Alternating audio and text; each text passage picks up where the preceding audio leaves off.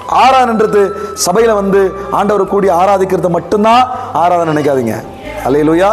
ஆகையால் சகோதரரே, தேவனுடைய இரக்கங்களை முன்னிட்டு உங்களை வேண்டிக் கொள்கிறேன். என்ன வேண்டிக் கொள்கிறேன்?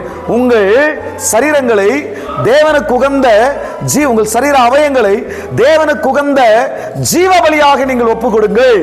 இதுவே நீங்கள் செய்யத்தக்க அறிவுள்ள, புத்தியுள்ள, தெளிவான, நியாயமான, நீதியான, அர்த்தமுள்ள, தேவனுக்கு பிரியமான ஆராதனை.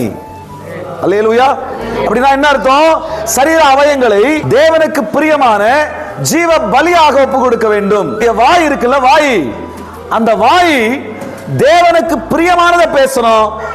அவபக்திக்கு விரோதமாக, ஆண்டவருக்கு பிரியமில்லாத வார்த்தைகளை பேசக்கூடாது. பேசக்கூடிய சூழ்நிலைகள் வந்தாலும், பேசக்கூடிய நிலைமைகள் வந்தாலும், பேசக்கூடிய கட்டாயங்கள் வந்தாலும் அதை நான் பேச மாட்டேன். என் வாயை தேவனுக்கு ஜீவ பலியாக ஒப்பு கொடுத்திருக்கிறேன். என் நாவை, என் உதடை தேவனுக்கு ஜீவ பலியாக நான் ஒப்பு கொடுத்திருக்கிறேன். ஆனபடினாலே நான் என் வாயிலிருந்து கெட்ட வார்த்தைகளை அல்லது அவபக்தியான வார்த்தைகளை, அவிசுவாசத்தை உண்டு பண்ணுகிற வார்த்தைகளை, ஒரு விசுவாசியை விசுவாசத்தை விட்டு திரும்ப பண்ணுகிற, விலகி போக பண்ணுகிற வார்த்தைகளை நான் பேச மாட்டேன் என்று சொல்லி நம்ம நிலையாய் நிற்கிறோம், கண்ட்ரோல் பண்ணி நிறுத்துற பாருங்க.